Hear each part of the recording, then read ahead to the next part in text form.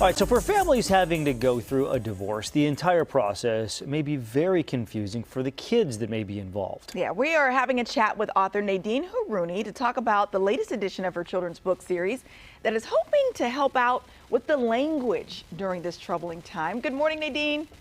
Good morning. Okay, so first of all, let's talk about the title of the book and the hero in the book. It's a frog. It is a frog indeed.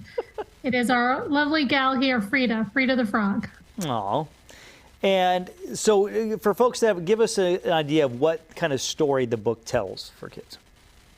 So the Freeda Frog series in general teaches kids about awareness, empathy, inclusivity, and just understanding that no two families look the same. And we meet Freeda and her family as they're going through a whole variety of different adventures and experiences, some of which are just talking about that there are different types of families, some of which are kids going through issues. So in this first book, Freeda the Frog Gets a Divorce, it's designed to, in a colorful way, sort of discuss a somewhat heavy subject, helping kids, helping parents, helping teachers open up the door to this somewhat uncomfortable conversation. Yeah.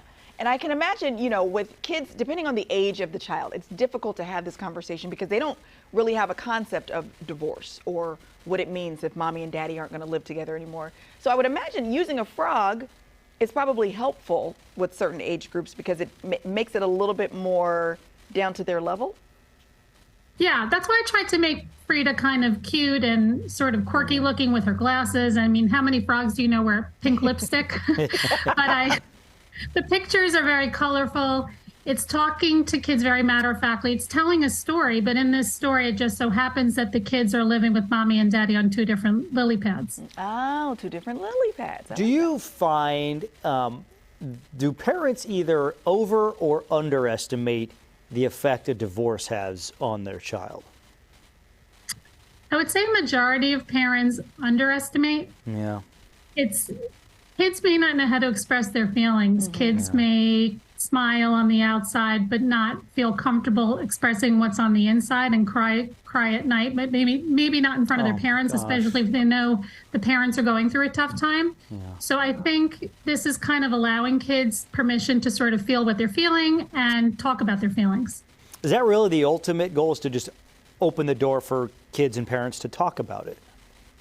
Yes, and that's why I spelled Freeda not the way Freeda is traditionally spelled, which is usually F-R-I-E-D-A. It's F-R-E-E-D-A because Freeda is trying to encourage kids and families to be free to express their feelings and free to be who they are. That's fantastic. I know you've got a YouTube connection to this as well so that folks can kind of see this come to life for themselves. How can people find you and find the book?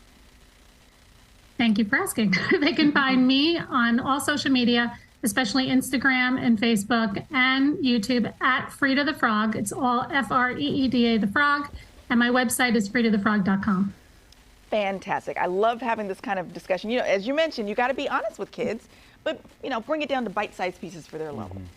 Exactly. Excellent. Thank you, Nadine. Appreciate your time this morning. My pleasure. Thanks for having me on. And your frog is adorable. Yeah. Freeda. Thank you. I agree. Freeda is quite cute. She's fabulous.